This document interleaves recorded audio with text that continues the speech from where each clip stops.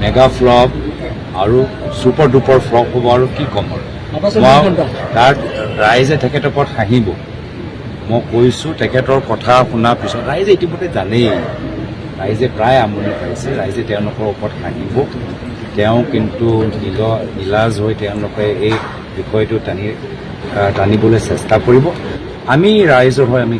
মাত পাতি যাম প্ৰমাণ দি দিম বুলি কৈছে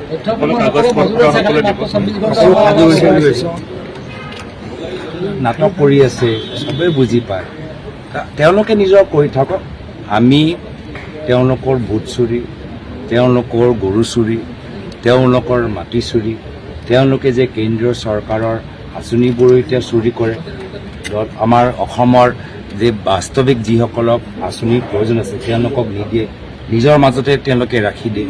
তো গৰু চুৰি ভোট চুৰি মাটিও আজি তেওঁলোকে নিজৰ পৰিবাৰৰ মাজত যিমান যে মাটি কিনিছে আমি সকলোৱে জানো বিজেপি দল নেতাসকলে মাটি চুৰি আৰু আঁচনি চুৰি 50 লাখ টকা আঁচনি মানুহে পাব লাগে তেওঁ চুৰি কৰি লৈছে 10 লাখ টকা আঁচনি মানুহে পাব লাগে তেওঁলোকে চুৰি কৰি লৈছে মই পুনৰবাৰ কৈছোঁ তেওঁলোকে নিজৰ এই ফ্লপ চিনেমা ওলাবলৈ চেষ্টা কৰক আমি পৰৱৰ্তী দিনত কেনেদৰে এটা চৰকাৰ যি চৰকাৰ মুখ্যমন্ত্ৰী পৰিবাৰতকৈ দুখীয়া মানুহক মাটি পট্টা দিয়ে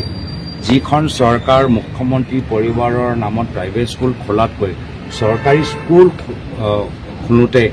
এটা বেছি জোৰ দিয়ে যি চৰকাৰ সাংবাদিকসকলৰ নাম সোধাতকৈ সাংবাদিকৰ প্ৰশ্ন লোৱা আৰু প্ৰশ্নৰ উত্তৰ দিয়া সাহস কৰে যি চৰকাৰ ৰাইজৰ মাজত বিভাজন সৃষ্টি কৰাতকৈ ৰাইজৰ মাজত এনাজৰি আনে যি চৰকাৰ আদানী আৰু আম্বানীক সহায় কৰাতকৈ আমাৰ থলুৱা উদ্যোগক সহায় কৰে